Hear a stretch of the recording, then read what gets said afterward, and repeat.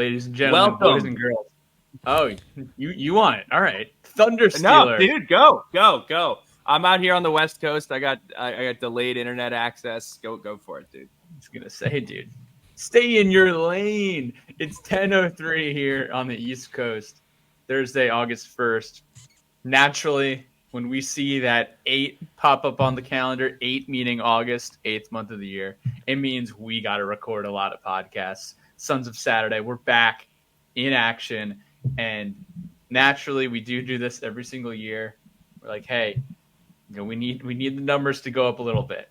Let's call up not the Miami Dolphins head coach, but our guy Mike McDaniel.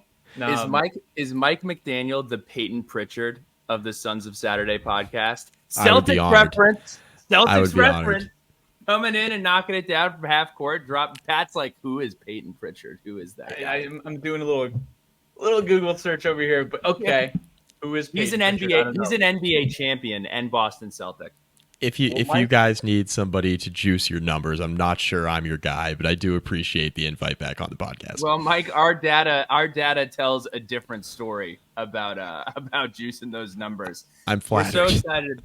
We're so excited to have you here. He's dressed in black. He means business. Probably just put the kid to bed. I know he's tired. I know he's running on midnight fumes. But Mike McDaniel, welcome to the show. It's been far too long. We might tap you back in for a season preview because it's a little early for a season preview right now. But as always, the Hokie Haikus, I feel like ever since we went to war with our fan base here on the haiku front, the haikus have actually come in at a higher volume. So thank you to everyone that's doing it. Mr. Reliable, always ready to go. Pete McGee, he dropped us with 2. Hokie Hangover, Basketball Conference Pod, Sons of Saturday. It's 1. Number 2, Coaches the Dolphins, Hokies in the NFL. Never mind, wrong guy. That's 2 from Pete Accurate. McGee. And the last one we have comes from Skyhawk. Skyhawk, hide that. 30 days to go. Got Nashville in our crosshairs. Drone strike incoming. Very well done. Awesome job, everybody. Awesome job, everybody. So, Mike, how have you been? It's been a long time. I know we talked about it before the call. I hope this is the year that we finally do get to hang out. But excited to have you back on the podcast. It is the year. I will be at least one game in Blacksburg this fall. Okay. My kid is older. He's sleeping now. Yeah, I got places to stay down there. I will make it to at least one game in Blacksburg this fall. Guaranteed. You know what they say, Mike? Noah's getting older. Fleetwood Mac put it best. Children get older. And we're seeing that in real time with you here. Thank you for that. All right, so shall we? All right, here's what we're going to do. We're going to do some Hokie headlines. We're going to do some college football storylines. We're going to do some ACC action. But let's kick it off with Hokie headlines. I saw this on the TL today. Our guy, Daniel Lundberg, at Back in the Berg. First and foremost, if you've been to Blacksburg over the past year, I don't even know how long this construction's been going on. There has been scaffolding, trucks, all sorts of construction machinery. It's awful. It was awful. Awful. Billy Ray didn't like it. It was awful. You try to go to the university club, you have to walk like a marathon to get into the university club. I mean, it was just awful. We did. We were fortunate enough today to see that it was removed, and Lane Stadium, in all of its glory, is finally back. So can we just get a round of applause? And here we go. I'm sharing the screen. Thank you, Daniel, for some beautiful pics. I put this on Instagram with Joy of My Life by Chris Stapleton playing on top of it. So thank you. Excited about that. Can we also really quickly, I would like everybody's really quick knee-jerk reactions to the Seatbacks in Lane Stadium. How does everybody feel? Mike has thoughts. So Mike, what do you think about the Seatbacks? Don't care. As long as people people are comfortable, that's all I care about, What I mean, it's going to be a lot of people in West stands, I feel like, which is, fine. Get the Boomers some seats. I think the common theme was a lot of people said, who asked for this? Those people are not the ones fielding phone calls from the 66,000 people that go to games. And I got to be honest with you, probably everybody in the West stands was asking for it. Yeah. And the people that don't like it are probably the people on the East stands. Pat, you've gotten good at this, dude. I called you out the other week, and you're just crushing this. Yeah, I'm just trying to really sharpen my skills here. If you can see this, the student section, the students that will be in the East stands got extended down to the top of the former Section 5, now 129. Wondering if the nameplates are up there. We got to track down that Section 5 plate. Yep. But it spans most of the East stands, so that should be interesting. How much standing versus sitting there is. Looks like a good chunk of the south end zone. And let's see what it looks like from west. It looks like the entire west stands. Yeah. I think it looks sharp. I kind of like the way it looks. No, it looks sharp, but how is it going to, like, who cares what it looks like when it's empty, right? That's true. The chairs look nice. I know you're not supposed to stand on them. I don't know how much, if they go over the top and, crunch your back. We'll have to see. But if you stand on yours and I can't stand on mine, I'm going to yell at you. I'm not going to throw stuff at you, but I'm going to tell you to get down. Because number one, you're going to break it. And number two, I'm not going to break it. I would absolutely break it, which is why I'm not even going to try to do that.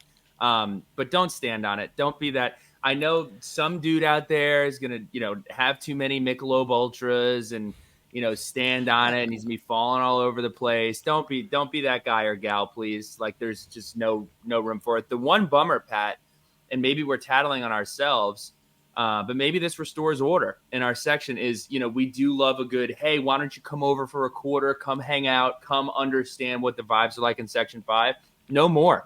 It's going to be, this is your seat. If you're in my seat, you will leave.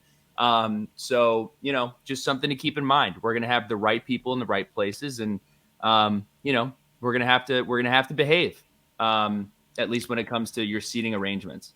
Won't be able to cram people in the stands anymore. No. I mean, they'll do it in the student sections, of course, but everywhere else could be no different. seats there to worry about. Yeah. On the note of other Hokie headlines, the Clemson game is sold out. The Rutgers game is sold out. Virginia Tech, big season coming up. They return more starters than any team in the country, 21 starters. And that one position I think is a huge upgrade. I think Aeneas Peoples is going to be fantastic. But again, this is not really a time for a season preview. We got to get through camp. And every team has to get through camp as healthy as they possibly can. You can always expect some sort of situation with every single team over summer camp. But knock on wood, that's not going to be the situation with Virginia Tech. So, Pat, you have some number updates. Or before we do that, Mike, do you have anything that you're looking for in camp? Is anything standing out that you're excited to learn about in camp? Safety play. That's the concern I have. It's safety play. I'm a little less concerned about the offensive line just because there's continuity there. I mean, I think there is some continuity, obviously, at safety too, but it's, Jalen Jones entering his senior year. It's really almost like a sophomore year for him at safety, right? I feel like last year he got a lot of criticism, at least early in the season. I think, his play was very up and down, but that's to be expected when you're in a new position. I don't think that was talked about enough, the fact that he was basically just playing an entirely new position, and it was going to take some time for him to adjust in game. So what does the safety position look like with Stroman and Jalen Jones and Mose Phillips and, does Quentin Reddish get on the field early? That's what I want to learn about in camp. What I'm excited to see is not only, we know who quarterback one is going to be, which we haven't been able to say. And I was thinking about it today. This is just what I do. I was laying in bed around 10 o'clock. And I was just like, oh, okay, how many quarterbacks we've had? Yeah, we've had Quincy Patterson started a game, Hendon Hooker started a game, Grant Wells started a game. And then you go into that second layer and you're like, oh, well, Knox Kadum also started a game. Ryan Willis started some football games for Virginia Tech. And you go down the list and you're like, wow, we've had quite a bit of quarterbacks. So it's for the first time, at least on August 1st, we have a really good idea of who quarterback is going to be. Braxton Burmeister, it's been crazy. But looking at that number 2 spot at the quarterback position, looking at that number 3 spot at the quarterback position, how does that shake out with Pop Watson, Davie Belfort, Colin Schlee, it's going to be really interesting. So that's what I'm most interested in. Again, never, ever, ever want to see this, but the style of play that Kyron Drones plays, he's going to run people over. He's going to be asked to run the ball a good bit. You have to have a competent number two. And I said this on a couple podcasts ago. You can't just have a competent number two. You have to have a number two that you don't have to completely change your playbook for. And if the number two is a Pop Watson or the number two is a Davi Belfort, there's a huge, huge change in the body makeup of those quarterbacks. And you're probably not going to be able to run a similar offense that you would if you had a Colin Schley step in and have to take some snaps. So I'm really interested to see that as well. All right, let's talk jersey numbers. Some more Hokie headlines. You love this. You love talking jersey numbers. No, I love sharing my screen, dude. I'm an expert now. Our guy Matei came forward and gave us the updates. What jumps out at you guys? I'll go first. I do. What jumps out? They're just numbers. I mean, all right, let's look inside the numbers here. Colin Schley, quarterback, taking the Brian Randall, Logan Thomas, Greg Stroman, Braxton Burmeister approach here. Here's a question. When was the last time a Virginia Tech quarterback wore number 8? Or at least a Virginia Tech quarterback that took meaningful snaps? This is Pat's corner. I couldn't tell you. Unless you guys want to fact check me, I have the answer, and it is Greg Boone. Greg Boone. Oh wow. What a pull. Whoa. In 2008, we saw the Wild Turkey come out, I believe, against Maryland on a Thursday night, and then also the UVA game. Greg Boone was taking snaps and was essentially just like a locomotive, similar to how Logan Thomas used to run the ball. So Greg Boone, number 8. I haven't seen any number 8s in a while at quarterback in Virginia Tech. And then I think everyone else, from this list, folks who we probably will see get the most time. Curtis Perry, defensive lineman from Alabama, transferred to Virginia Tech, number 97. Emmett Laws wearing 99. I feel like it's going to look really good. Love a good defensive lineman in 99. That's, yeah. Emmett Laws, 99. It's just a good D lineman name. All right. We're going to move on because you guys have zero interest in that conversation. Nothing jumped out on me with the jersey numbers. Not fired up. I let you down there. We still don't see Dorian Strong wearing a single digit, which is kind of grit. That's called commitment. Dorian Strong will be back in the 44 this year. All right. Before we jump into college football storylines, I do find it important for us to talk about 2 more things. ACC media coming at us with their preseason all ACC football teams and the preseason ACC player of the year. So that's probably too small, so we'll just zoom up to the top here. All ACC, I was a little bit surprised to see no Virginia Tech players listed on the offense. On the defense, we had Aeneas Peebles and we had Dorian Strong. And then for preseason player of the year, we have 3 guys nominated. So we have 3 guys nominated for ACC player of the year by the media. Kyron Drones, Bashal Tutin, and APR. But none of those 3 guys are on the ACC first team. How do we make sense of this?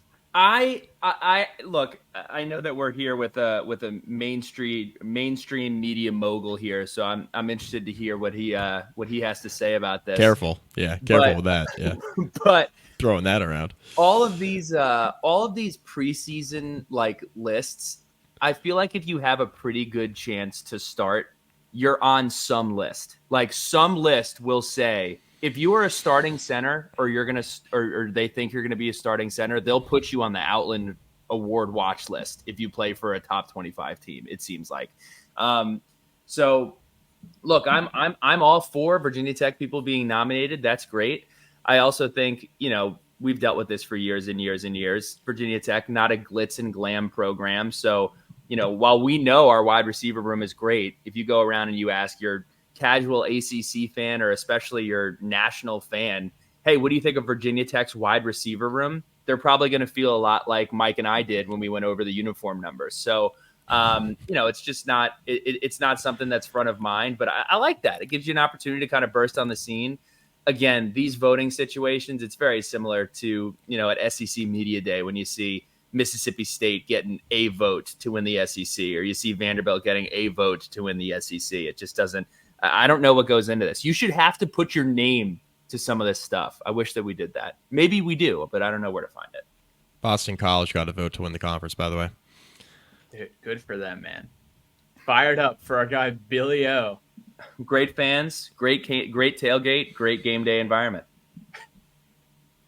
Hey, all right. Billy Ray, it's August 1st, not April 1st, my guy. So let's just throw some college football storylines out that we want to talk about. And first of all, I really am confused by the Dabo Swinney situation, and here's why. I feel like Dabo is in one of those no-win situations where the expectation for Dabo is so high and the expectation for Clemson is so high. And I go ahead and they look at their over-under. It's at 9.5. They have a built-in loss in the first game of their schedule. They're playing Georgia at the Mercedes-Benz Dome. That is a L. That is going to be a loss. And then you have toss-up games with NC State, Florida State, Louisville, and Virginia Tech in Blacksburg. So, Mike, I want to ask you, I think all of the dialogue around Dabo doesn't know how to coach, Dabo doesn't know how to do this, Dabo's lost his fastball. I think that's ridiculous. I think Dabo is without a doubt one of the best coaches that in college football over the last decade plus. But do you see a path for him outside of making a run in the college football playoff to get – I just feel like the dialogue around him is building to a point where there's going to be some sort of divorce in the next 5 years. I don't know if there will be a divorce, because I'm not sure what his stance is going to be on the transfer portal in 5 years. Mm-hmm. I think the reason why he's getting criticized as much as he is right now is because he's simply not using the portal. Mm-hmm. The big problem I have with it, and all the conversation around Dabo is so tired at this point. It's oh, he's just not using the portal. Why is he not doing that? And I take it a step further. I think about it, I'm like, look, he puts an emphasis on okay, culture, which I get. And he's built a championship culture at Clemson. So he should be confident in what he and his staff can do from a culture standpoint and bringing in the right kinds of guys. But my thing is Dabo has had enough success at this point. He's put enough guys in the NFL at this point that he's got to realize that, look, when he goes out on the recruiting trail to recruit high school guys and he misses on them, they go to other schools and they don't necessarily pan out and they enter the portal, he's going to be dipping his toes back into the waters of guys that he has spoken to before, mm-hmm. guys that he's pursued before.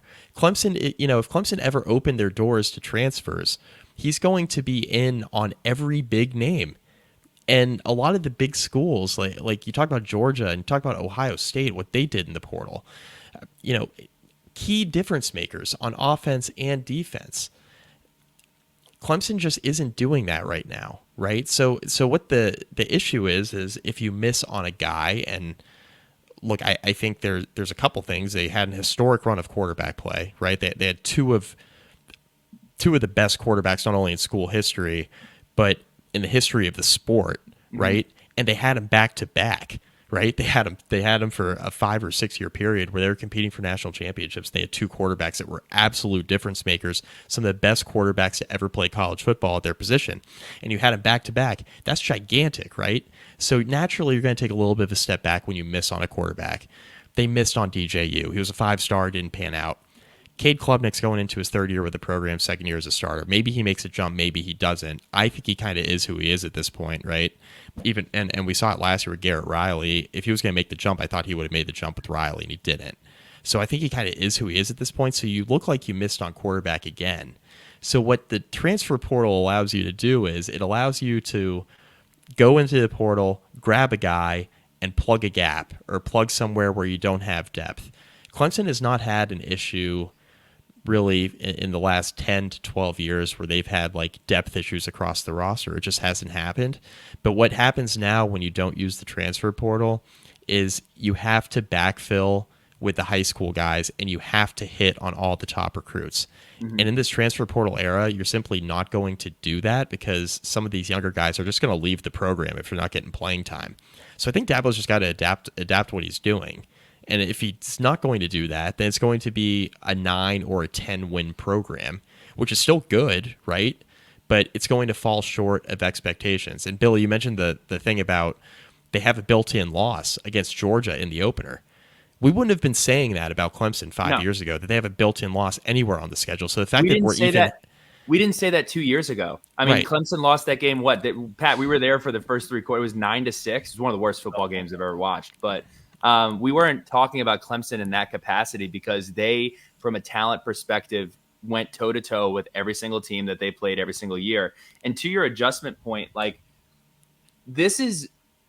we got so spoiled with Nick Saban, but I want to use this example. It's impossible to call any coach similar to Nick Saban, but his ability to have coached a certain way for decades and then realize I'm not going to win football games 17-13 anymore. Brings in Lane Kiffin, brings in good offensive coordinators, and completely changes the way that he runs his program. And that was what it was able to keep him excelling and succeeding at the level that he did. Bottom 5 more years. And I got to tell you, like, I'm not saying I'm rooting for Clemson because I'm not, but there's a part of me that is interested to see how this plays out because I respect what he's trying to do. I respect that he's trying to build, continuity, if that's even a word, and really develop players, which is what college football has been about for decades. I just don't think it's possible to succeed with that being what your hard stance is. I don't think it's possible. So not anymore. Yeah. The built-in loss thing, the fact that we're even having that conversation is just a testament to how they've taken a step back. And I think Dabo's a great coach, right? He's not a good coach; he's a great coach, which is why Clemson is still going to be able to win 9 or 10 games as long as he's there. I think last year, going 9-4, and kind of everything going wrong in a handful of those losses that were very close. A lot of things went wrong. I mean, that could have easily been a 10 or 11 win season for Clemson last year. And I didn't think they were on that like national championship caliber level. So he's a great coach, and he's going to continue to put a good product on the field. But it's not going to be we're a top 2 to 3 program in the sport like they used to be. Last year was the lowest win percentage that Clemson has had since 2010. Just to give you a reference as to how down last year was relative to where, I mean, Clemson, Coach Price says it all the time. Clemson for the last 10, 12 years has been what Virginia Tech was from 1999 all the way up until 2013. Their run was absolutely incredible. And he's having to adjust on the fly. And, he's not really that. He bursted onto the scene as such a young coach, and he's not really that young coach anymore. He's not the youngest guy in the block, but I think if this is going to continue, and more so if it's going to continue at Clemson, he has to adjust. And we've had this conversation before about, hey, it's really unfortunate that Virginia Tech is having a downturn right now when all this conference realignment stuff is happening. If you're Clemson and you win 7 games this upcoming year and you're in the market looking for another coach, that is a bad place to be. So, it's going to be fascinating to watch. Pat, can you put that graphic up one more time that you just had up? Not this one, but this is funny. The graduation rate one that you just had up, because I think that's really interesting. I had it up for a few seconds. I thought this one was also good. He says, "I'm not anti-portal. I'm pro the young men that I believe in on our team, that believe in me, that believe in Clemson." Great quote. Great quote. I just don't think you can win that way. I just don't. I don't think it's possible. That's awesome. They're national title favorites. Now that he said that, yeah, I think this is super interesting. Like, you look at this first bar. None of these teams on this first bar are close to competing for a national championship, for the exception of maybe Notre Dame, as Clemson is. And there's a lot of ACC teams up there. That's true. But shout out Stanford. There's a plus, but Dabo Swinney, unfortunately, is not going to get an extended contract for putting kids in caps and gowns. But 7 ACC teams up there, including Louisville at the 96. I was a little surprised seeing their icon in the top 10 here. I mean, Georgia's graduating like less than half of their football program right now. They got guys getting arrested left and right, but they're competing for national championships, right? We're not talking about, Kirby Smart being on the hot seat. It is shocking to me that BYU is on the bottom of this list. I would think if you go BYU, dude, they're all the way at the bottom, 72%. And Georgia is last. Look at this. Georgia, Look at this. 41, The Mormon school and the Christian school are both trending right almost at 70%. We really need to pick that up. Pat, do you want to talk about Colorado? Yeah. Why don't we? All right. So Colorado is another storyline. This is one of Billy Ray's favorite storylines. If Ed is listening, Ed Williams, Billy Ray is going to have some opinions. Certainly curious to see what Colorado does this year. First of all, they are so back in the Big 12. I feel like Colorado belongs in the Big 12. Again, probably another storyline that Billy Ray is going to love to follow. As Josh Pate says, it is America's conference. Yeah. He does say that. Last year, after a hot start, 3-0, what did Colorado do? They beat the defending second place TCU. They beat Nebraska. You should. I was going nuts when this happened. Like I was drinking 100% of the Kool-Aid when they won the first two games. I mean, I told you so's were getting out of control. That didn't last very long. And then after that, they beat Colorado State in overtime. They were huge favorites and they barely slipped. And then they lost 6 straight to end the year. This year, they have they've had like their entire running back room transfer out. Yeah. They had a really bad O-line last year. Shedeur Sanders was the most sacked quarterback in college football last year. Doesn't look much better on paper, by the way. This is their schedule. North Dakota State, Nebraska away, Colorado State away, Baylor at home, UCF away, K-State at home, Arizona away, Cincy at home, Texas Tech away, Utah at home, Kansas away, and then finishing up with Oklahoma State at home. Can we just, before running down that, what defines success? First of all, the end of that schedule is brutal. Kansas is going to be a good football team. Utah is going to be a good football team. Oklahoma State's going to be a good football team. Kansas State's going to be a good football team.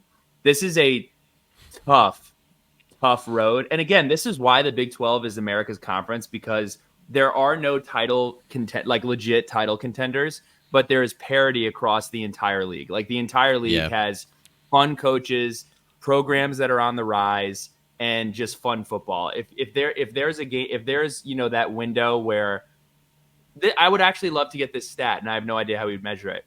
If there's not a game on that is the must-watch game of the week, you're probably watching a Big 12 game. Like you're probably going to be like, oh, Kansas playing Kansas State, I'm tuning in. Oh, Texas Tech is at Oklahoma State, I'm going to watch that. It's going to be the most interesting games. You're probably not going to say, let me tune into Wake Forest and Clemson or Mississippi State and Auburn. You're probably not going to get fired up to watch that. But as far as defining success goes, I actually really, I'm in a different position now than I was last year, because I think if you measure hiring Deion Sanders at Colorado, it is a success in that Colorado is being talked about. Colorado is one of the worst programs in college football. Enrollment is up. Money is up. It is a storyline in college football, which it was not before. Now, Dabo and Deion's quote that got taken out of context when he said my wins are measured differently and my failures are measured differently. What I took from that quote is, and he brings a lot of this on himself, is the way he carries himself, the way he talks about his team, the way that his team is covered. So many people who may not follow and keep their finger on the pulse of college football may be like, oh, Colorado is about to run it. Like Colorado is about to do the damn thing and be relevant and win some of these games. That's just not reality. So the way that he is judged is you're either succeeding at a level at the highest level, or you are failing. Everything below that is failure. And I don't think that that's fair to Deion. I also acknowledge that a lot of that is his fault, and he welcomes that dialogue, which is what made him so great as a player and what made him, so great as a motivator and everything that he does. I got to be honest. If they go 6-6 this year or anything above 6-6, I would measure that as success. That's legit. They win 5 games. Yeah. If that is what I would measure success is. If they win 5 games, it would be a success. This is a brutal schedule. It would not shock me if they actually lost 9 games this year. That would not surprise me. The thing that Deion and his staff were able to do at Jackson State is they were able to attract, obviously, 4- and 5-star talent to a program where you're playing in the FCS and you have just a skill and talent advantage that other schools don't have. You can't out recruit because when you get to the FBS and you're playing in the Pac-12 last year, Big 12 this year, you can't out recruit just based on, I'm Deion Sanders. Yeah. In the way that you can when you're at a school like Jackson State. So that's kind of what he's running up against here, is that there's enough for the caliber of player that he's chasing now. There's enough for them to choose from where they're just not I'm just going to go play for Deion at Jackson State. He got a couple of those guys. Obviously Travis Hunter was one of those guys, and Shadur was there with him, and Shadur's a good quarterback. But you can't just get by off of your name once you play in the FBS. You can't do it unless you've had success in the past, which he hasn't at this level. That's part of it, right? And then the second part is that Colorado's just a tough job, flat out. It's a tough place to play, to go play and go win. Historically, hasn't had the support behind them that they've needed to. I mean, it's been a really, really long time since Colorado's been good. I know Colorado was once in the Big 12. They left for the Pac-12. They're back in the Big 12 again. But it had been a while since they had been relevant in the Big 12 before they left for the Pac-12. I mean, they haven't really had a string of success since the 90s. So it's been a really, really long time.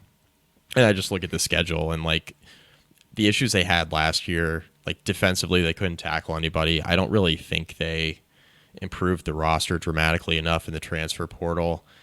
And I'm not sure they're going to be able to develop guys at the clip they need to fix all the issues they had last year on that side of the ball. And then the offensive line was so bad. I mean, it was one of the worst offensive lines in the Power 5, and I don't think it got much better. And also not to mention, Mike, it's Travis Hunter could start on every team in college football. That's absolutely a fact. He could start on any team in college football. Shador Sanders probably starts at quarterback for 70 to 80% of programs in college football. Agree. The fact of the matter is, you can't win games with just skill set guys. And if you have, not only did you have a bad offensive line last year, you're bringing in a ton of new faces on the offensive line. There's no continuity. So it's the inverse of Dabo Swinney. I don't know what the culture is there. And you have a ton of talent on the skill side of the team. So it's going to be interesting. And again, I keep coming back to this. If you're Colorado, you still view this hire as a success because you are being talked about. And I think that's important to note when we talk about Colorado. And Mike, to your point, I'm not sure if anybody told Doug Gottlieb that you can't just recruit well because people know who you are. But Green Bay basketball is another school to keep an eye on for you. Yeah, I would agree. I would agree with that. Yeah, I would agree. Patrick, who else do you have? Next on the list, just how, what was it, 250 days ago when Michigan and Ohio State squared off.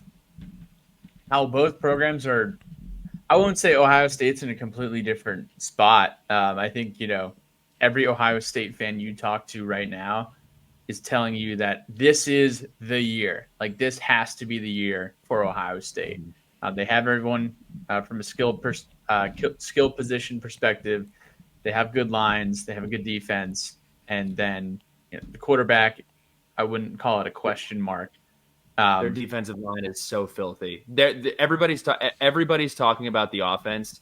Their defense is going to be ferocious. And if you go ahead and you look at their schedule of who they're going to play, I would not be surprised if they do some all-time numbers on yards per play, on scoring defense. Like, they have a chance to have a historic defense this year. I think their defense is going to be better than the offense, and that's not to take anything away from the offense, but Billy, like you mentioned, like the defensive line is ridiculous. Multiple NFL starters on that line, I think. Offensive line, really, really good. We talked about, and I alluded to it a little bit, but we talked about the issues with Clemson with the transfer portal. They're not doing the types of things that they can do, which is what Ohio State did. They portaled in a quarterback in Will Howard from Kansas State, who's a perfect fit for what Chip Kelly's offense usually looks like, right? He's a great fit for it. They portal in Quinshaw Junkins from Ole Miss, very, very good running back, to go along with a good running back there, a very good running back they already have that we know quite well, Travion Henderson, right? They portal in Caleb Downs, who was a freshman All-American last year at Alabama at defensive back. They portal him in. So, I mean, that's a handful of guys right there that are going to come in and play significant roles, and they're going to be really good because they were really good at other big-time schools. And a lot's been made about Ryan Day. Okay, it used to be that Jim Harbaugh had an Ohio State problem. Then he got over the hump and, of course, won the national championship last year, and he left. Now it's Ryan Day has a Michigan problem, right? Mm-hmm. I don't think he's going to have a Michigan problem this year. I think they're going to get over that hump, right? Michigan's taking a huge step back. This team's Ohio State's loaded. They're my pick to win. I think they're going to win the national championship. They're my pick to win the whole thing. They are loaded everywhere. They have depth everywhere. Okay, Marvin Harrison's gone. Emeka Ibuka's still there. They're loaded at receiver. It's not fair. The talent they have is not fair. And then the Chip Kelly hire is ridiculous. It fell into their lap, right? I mean, they had Bill O'Brien hired. He left for BC, and you get Chip Kelly out of this, who's still a very, very good offensive mind. Ran a bunch of really good offenses last few years at UCLA. You get him to come in and kind of take your offense to the next level. The deficiency last year was quarterback, right? And not that Kyle McCord was a bad quarterback, but he just wasn't a good fit. I mean, he just wasn't. He wasn't a world beater. I mean, I had this to talk about last year. Like, his stats were extremely impressive. But again, something would have to go catastrophically wrong, in my opinion, for them not to be at least in the semifinal of the college football playoff. Like, catastrophically wrong. Injuries. Mm-hmm. On the flip side, with Michigan, I'm looking at Michigan's win total, 8.5, under 8.5, plus 132. They have Texas. They have Texas week 2 at home. Yep. They have USC week 4 at home. They have Washington on the road in October.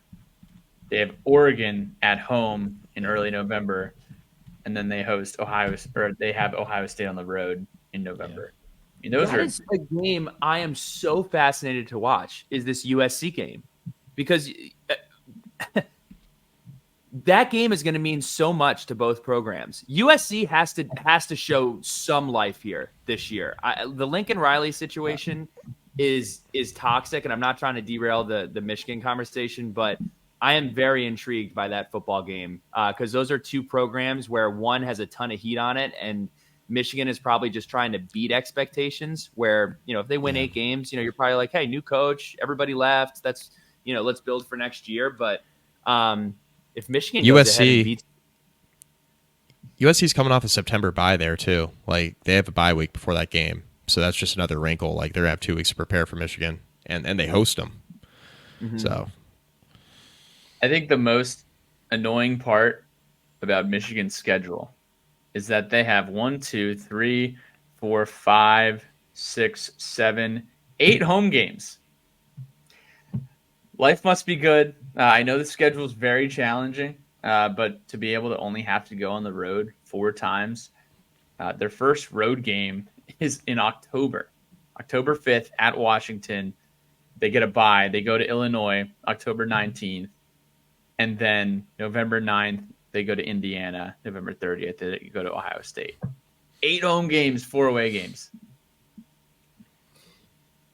Going to be interesting. I'm excited to see how that pans out. Again, I think Michigan is in Michigan can be fat and kind of rest on their laurels for a while, having finally got the national championship bear off of their back. Here's another question. With conference realignment, being the reason that Michigan is playing some of these schools this year, there is a conference that I really have my eyes on this year.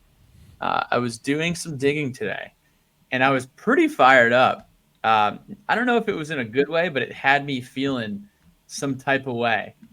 When I looked up the Pac-12 standings and what the Pac-12 looks like, and I'm sharing the screenshot now because this is what it looks like on ESPN. Pac-12 standings, 2 teams, Oregon State, Washington State. What a moment. What an image. I never thought it would get like this.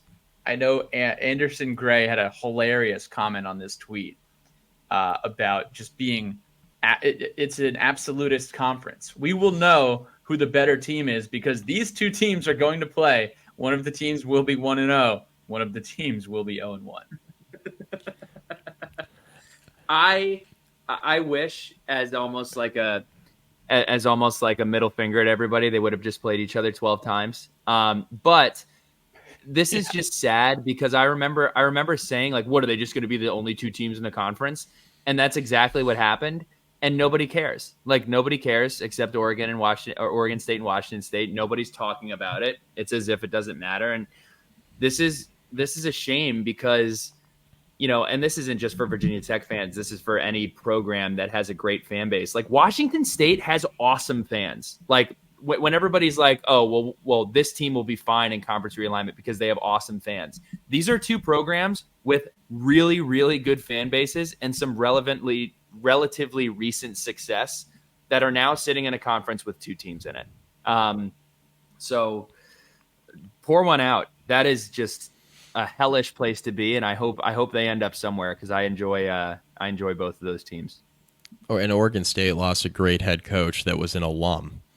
Yep. And Jonathan Smith was like, I am out of here. Like, you guys screwed this up. I am not going to stick around holding the grenade. I am out of here.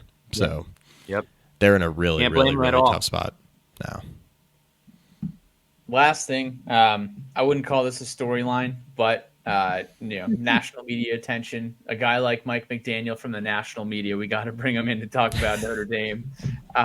We know that Notre Dame's wide receivers, people are talking about their wide receiving core, which is better than how it has been historically over the last few years up in South Bend. And you do have Riley Leonard transferring from Duke. I feel like Notre Dame is really just becoming the hub of old quarterbacks from the ACC in North Carolina making a migration up to a colder territory to try to actually be on. Old white quarterbacks from the ACC making the migration out to South Bend, Indiana. Let's give the full definition of what is happening here. That is what's going on. I think it's so funny, the stark difference between Riley Leonard and Sam Hartman. Sam Hartman wearing his rib on his necklace. He looked like Castaway Tom Hanks with the facial hair, and Riley Leonard looks like a guy who goes to church on Sunday, maybe goes to CCD on Wednesday, wakes up, shaves every single day. Stark difference between the 2, but both can sling it. So it'll be interesting. Here's an off-the-wall comment. Is Riley Leonard good-looking enough to be the quarterback of this ball club? Yes. They've had a string of really good-looking quarterbacks, That's That's what happens. Buckner. This isn't on brand, but Buckner wasn't necessarily a world beater. Like I wouldn't. Buckner's back on the roster. Buckner's back on the roster, by the way, as a wide receiver. Dude, loyalty. Oh, wow. Okay. So he has gone from playing quarterback at Notre Dame to playing quarterback at Alabama to winning a national championship in lacrosse at Notre Dame to now being back on Notre Dame two seasons removed from when he last played quarterback. And he's now playing wide receiver. So what happens? What happens this year at Notre Dame with Tyler Buckner that kind of caps off the 30 for 30? Billy Ray, I feel like you have something that you could really add here. Is there a Rudy moment? I was going to say, carry him off the field. Is there a Rudy moment? Is there instead of do one for Gipper, do one for Buckner? I don't know. They're gonna have to really. Yeah, I don't know what they're gonna do. It's gonna be interesting. I'll tell you what, though, I love their coach and I love Ian Book. I love those two guys a lot. So those Billy Ray are my and Ian Book, match made in heaven. What is on the preseason betting card? We're at 45-minute mark here in the show. I know Billy Ray has been waiting on this one. The group chat has been getting pretty fired up over the last few weeks with some of these lines. So I got in early on the I got Tech at 7.5. The odds were minus 144, but we emptied out the bank account on that. So Tech, please win 8 games. Gotta win 8, yeah. Please win 8. Another one that is in my opinion, an absolute lock is Akron is getting 49.5 points against Ohio State in week 1. I know we just said that Ohio State is the Monstars from Space Jam. 49.5 points is an insane amount of points to give any team. If Ohio State was favored by 49.5 points against us 3 right here, I might take us. 50 points is crazy. You can just go out there and take a knee every single day. So I'm with that one. And then one that I want to take, I would really like to take Louisville under 8.5. And I want to take Louisville under 8.5 because you're going to have to root against them for Virginia Tech's success. Yeah. I just think that they're getting way over their skis in the amount of hype that they're getting. I mean, we have Kyron Drones on a podcast saying that Louisville was one of the best, game day environments that he's played in.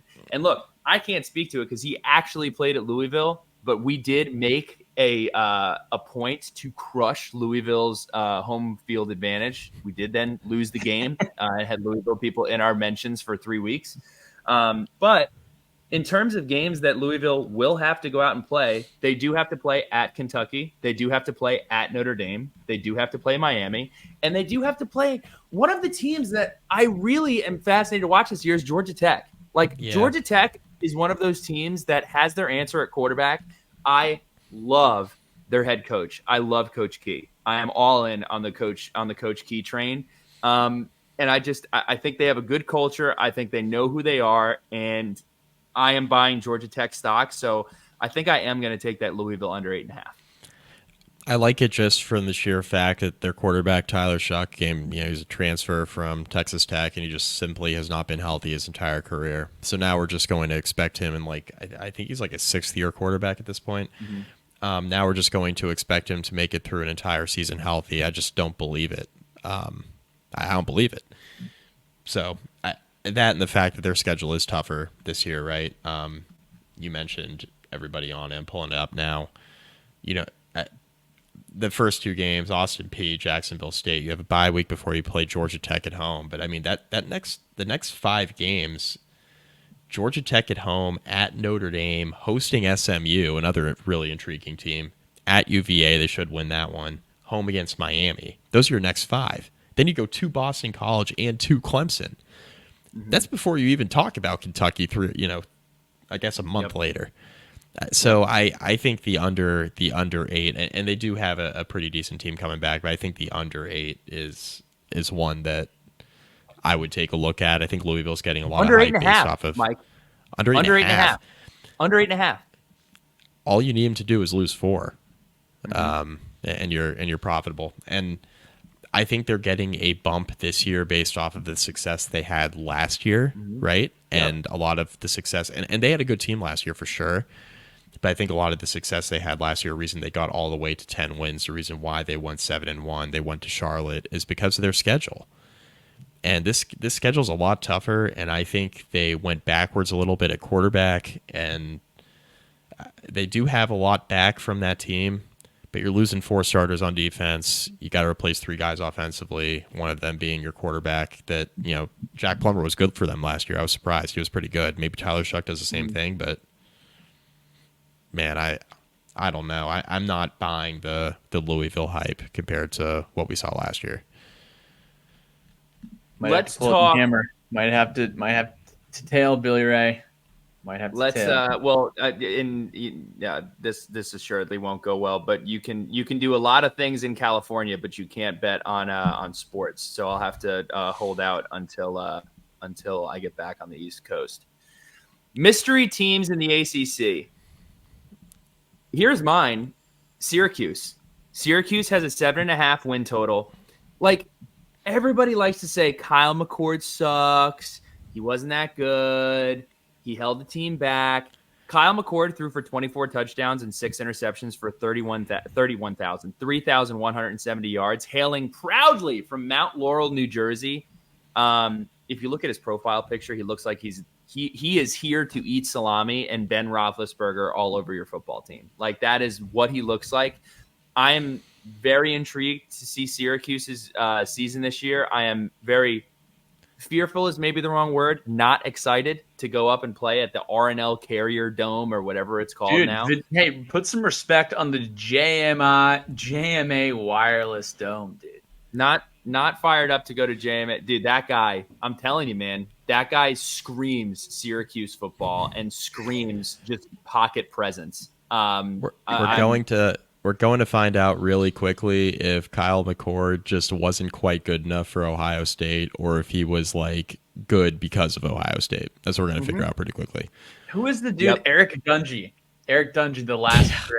the last great Syracuse quarterback not named touchdown Tommy Cold Cuts. Mm-hmm. Tommy Cutlets. And then Cutlets. It's the same thing. Another school that I am interested to watch is Carolina.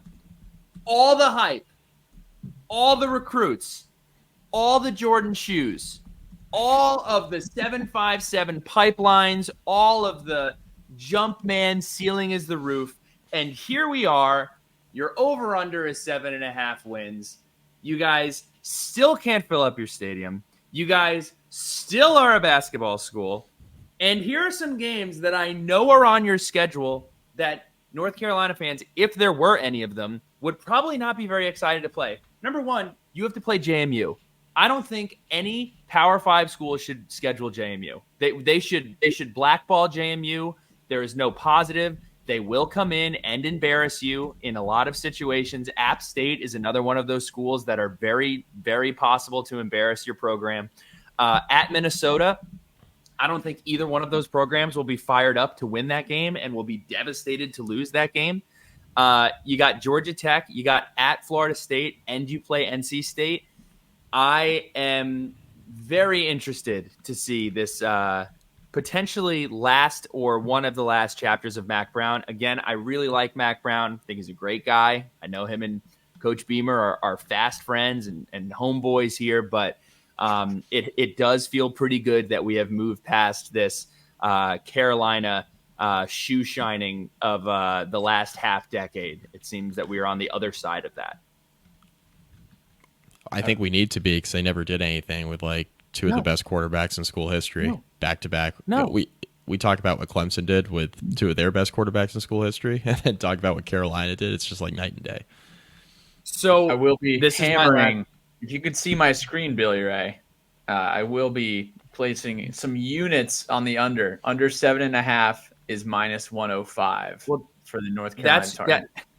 That's your. I think 7.5 is about right. I don't know if that's like a lock. I mean, 7.5 seems accurate to me. I would take whatever that is and put it on that Louisville line.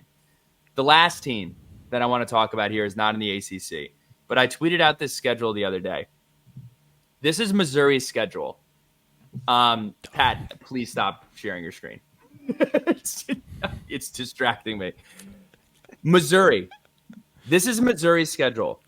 Murray State, Buffalo, Boston College, Vanderbilt, Texas A&M, who is a brand that everybody gives a lot of credit to, who has not earned any credit, and then going, by the way, for everybody who says Whit Babcock is the only guy who does this stuff, Missouri's going to UMass. They're playing in Amherst, Massachusetts. That is the thing that's happening. Missouri will get on a plane and fly to play UMass in Amherst. So I'm looking at 6-0. I'm looking at 6-0 for Missouri. Then they finish their year with Auburn, at Alabama and Oklahoma, but then at South Carolina, at Mississippi State, and Arkansas at home. I think Missouri has a really, really solid chance to be competing for an SEC championship berth. That is about as favorable as a schedule as you can possibly get in the SEC. Am I missing something with Missouri? Like, I don't want to disclose the name of the sports book just because I don't want to get you guys in any sort of trouble. But I'm seeing odds out there for Missouri to make the college football playoff at plus money. You can get plus 180, which I thought would be a little bit better value than that. But you plus 180 to make college football playoff. I mean, if they win 10 games, which I think they can, you look at their schedule. I think they're absolutely in. They're going to be a top 12 team in the country. Absolutely, they're in.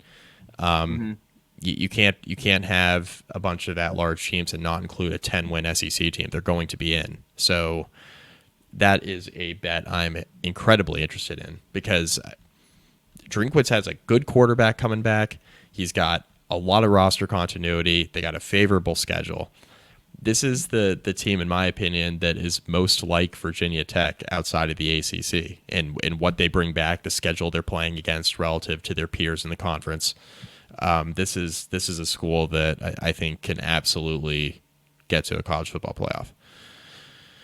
And say what you want about the fact that Ohio State didn't play anybody, but they end last year on an extremely high note, beating Ohio State in the Cotton Bowl or some sort of important bowl game.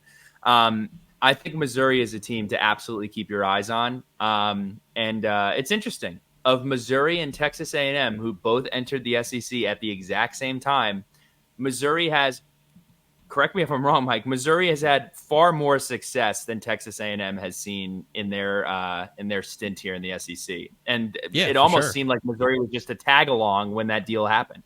Yeah, for sure. I mean, and Missouri was great last year. I mean, they were one of the surprises in college football last year. They were really good. Mm-hmm. They're going to be good again. They got a lot coming back and a great schedule. They're going to be good. Let's run through these last couple of points here. I know we're coming up on an hour.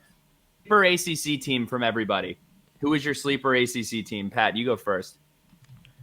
I'm pretty excited to welcome these guys in. They have swagger.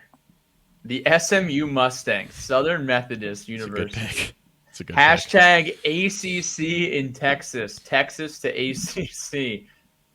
Great to see Rhett Lashley and the gang out in Charlotte a few weeks ago at ACC kickoff. Year 3 under Lashley, he's been recruiting Texas pretty well.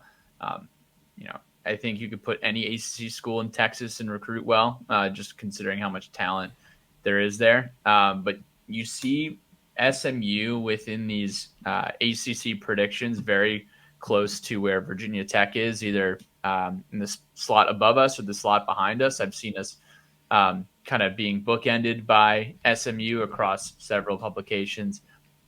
They return 62% of production from last year, including the ultimate SMU quarterback named Preston Stone, who has the 5th highest odds to lead the conference in passing at plus 1,000. And they also have this dude who transferred from Miami. His name's Brashard Smith, on some watch lists for punt returner award. Wow! Also, what a pull! I did some research today. Their uniforms. A great punt returner. Billy, permission to share my screen. Go for it. Permission to share. Let me know when everybody can see my screen. Hang on, you're on mute, dude. So we have here we go. Is that Sean Padula? Oh no. I think this is Preston Stone. Who's getting paid more? But we got to talk about that. I know you like the Ole Miss uniforms a lot, Billy Ray, but I think the script they rock. There's no I like the Ole Miss uniforms. The Ole Miss uniforms objectively are awesome. Yeah. Preston Stone, though, last year as a redshirt sophomore. 3,100 or 3,200 yards passing, which is fourth most in the conference, and 28 passing touchdowns. Dude can sling the bean, as they say. And I put this in my notes here. 25-point favorites on the road at Nevada week 1.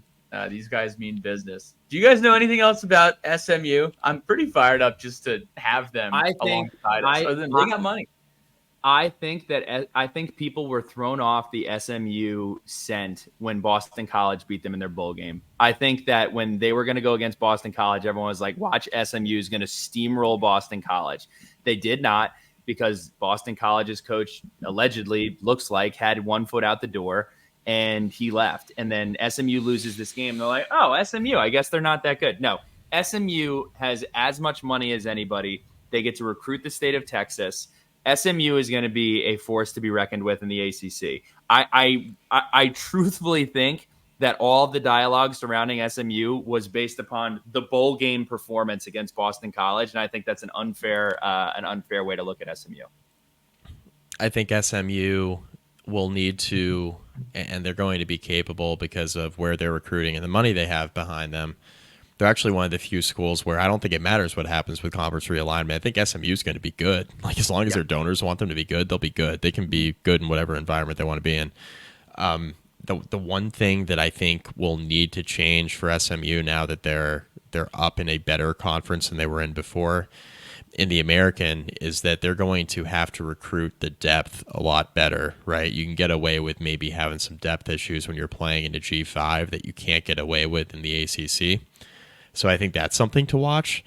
I like their starting lineup a lot on both sides of the ball. I think Preston Stone's good. I think Rhett Lashley is a very good coach. And I think SMU does have a chance, just kind of considering their schedule too. I do think they have a chance to make a run at an ACC title. As far as like a sleeper, and this is like cheating the question a little bit because I don't think they're going to go to the conference title game, but I think they could be better than a lot of people think. And Billy mentioned them earlier, is Syracuse. Yeah. Like, I'm interested in the Kyle McCord question. I think this will, like, the entire season will hinge on whether or not McCord was a product of the talent around him at Ohio State, or if he just was, like, not the elite or system fit even. If you don't want to talk about whether he's elite or not, maybe just talk about if he's the right system fit. But can he be that at Syracuse? Like, can he be the guy they need him to be at Syracuse? And his numbers were good. Like, he doesn't turn the ball over. He takes care of the football. And like, okay, is he a game breaker under center? No. I don't think he has to be at Syracuse though. And LaQuint Allen is a good running back. They bring a lot back. 10 starters on offense. Literally, the only starter that isn't coming back is Garrett Schrader, a quarterback. That's it, right? So you're replacing him with Kyle McCord, who's playing for Ohio State. They have a very favorable schedule. Like, okay, yes, they get Virginia Tech, they get Miami, but they miss Clemson, they miss Florida State, they miss SMU. They do have a road game in October against NC State that'll be tough. But I like the way the schedule lays out for Syracuse.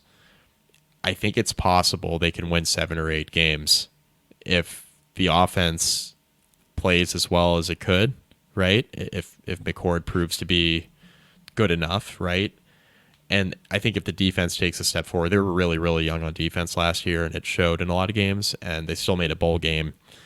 And there's a lot of hype around Fran Brown, and that's what I'm interested in too. Just like how he's going to recruit that job. It's a really hard job to recruit to. The energy he's bringing to it. They're just really intriguing for a lot of reasons, and I think they could be one of those teams that finishes in the top half of the ACC that nobody's really expecting. So, big journalism, Mike McStephanopoulos, Mike McCooper, Mike McO'Reilly. I want to ask you, because you don't fall under the Big J Journo category. You're educated. You think about what you say, and you mean with what you say. And every year, we do this song and dance with Miami. Every year. Yeah. It's Miami. It's Miami's year. It's Miami's year. Now, granted, Miami for the first time in a long time I think, has an answer at quarterback. There was some of that last year with Tyler Van Dyke. There was some of that with Brad Kaya. But I think that it is a safe bet to say that they will have a game changer at the quarterback position with Cam Ward. What is your just gut feel on Miami coming into this year? I think they're going to be good. Do you think they're going to be great? I think they can make the conference title game. I think they could, if Cam Ward does what he did at his prior stop at Washington State, if he can be that type of quarterback, I think they are a college football playoff contender. Good. I think that's kind of their ceiling. Mm-hmm. I think more than having quarterback answered, I think they're to the point now, they're in the stage of recruiting under Cristobal where they have offensive line answered too. And that's where they struggled. They had Van Dyke, and he would hold on to the ball too long. He would make all sorts of dumb mistakes, right? And he was a little bit broken after his freshman year. But I think they have the quarterback now. The offensive line play is going to be better. They're going to be good defensively, right? I think they have a good defense. They're going to be good defensively. There's the whole game management thing with Cristobal that's always a concern. Obviously a Georgia Tech game last year is the most glaring. You didn't take a knee because you wanted your running back to get 100 yards. Avoid the really dumb stuff. Don't give away a game like that. That swung the season. They went 7-6 last year. That swung the season. You're an 8-win team with not a great quarterback. I think they're going to be very good. And I am like everybody else. I'm we'll believe it when we see it. And I stand by that this year too. But they have the answer at quarterback and Ward that they really haven't had in a long time. People can argue De'Aaron King. He came from Houston. It was a G5. He was undersized. He was really banged up a lot. Cam Ward's a really, really good fit. And he's a real good college quarterback. They also don't open the season with Alabama as well, which helps. Right. when Derek King had to do it. Well. Yeah, they open it with Florida, which is, if you're ever going to get Florida, now's the time to do it. Yep. They do have a tough schedule. Obviously they draw Virginia Tech. They have to go to Louisville, and they host Florida State. But outside of that, you get past that opener against Florida, and you're undefeated. I would be shocked if they weren't. You're undefeated going into the Virginia Tech game, which is going to be a gigantic game for both schools, I think. And I think Miami can certainly make the conference title. I think if they win 10 games, they have a pretty decent chance at being one of the last teams in a college football playoff. I think they're going to have a good year. Mike, we are going to save the deep dive for Virginia Tech for another time. It's August 1st. We're all super excited. Does anybody have anything they wanted to talk about from a college football storyline perspective? I think. Look, it's set. Clemson and Florida State gonna be in the ACC this year. I think that ship has sailed. We are next year now too, and next year now too, unless they break the grant of rights. But they missed the deadline to announce their decision to leave because they literally couldn't. So they're paying a ton of money. We are finally here. Mike just said Florida. Mike just said Florida. Have we talked about Florida's schedule at all? It's just so funny. Well, I gotta ask you. Wait, who do you think? Whose seat is hotter right now between Sam Pittman, Shane Beamer, and homeboy in Florida? I think Beamer's okay. I think Shane's okay. Okay. I think Shane's okay. 4 games is okay. It's the SEC, but yeah. I'm not going to sign my name by that statement, but I think he's we're not okay. Going to play FM. We're not going to play FMK, but if you had to rank them based upon their hot seat, Sam Pittman, Billy Napier, Shane Beamer, you're putting Shane at 3. I'm putting Shane at 3. Yeah, I think Shane is the safest out of those 3. Pittman, Arkansas, brutal schedule as well. Brutal schedule. Yeah, and I'm looking at both kind of simultaneously here. It's just so funny seeing Arkansas having to play like an Oklahoma State, like when you look at what they have to do in conference. But these Oklahoma State, new or out of conference games that were scheduled, probably decades ago, they still have to go to Stillwater week 2. It's brutal. Sam Pittman's sitting at the table. Who ordered this? I didn't order this. Florida's still doing the Graham Mertz thing. That would stress me out. Like, that's not I just don't think that's the quarterback you want to have in the SEC. Arkansas, that's a whole different story. I mean, they're starting a G5 transfer, a quarterback, Talon Green, from Boise. I don't know that.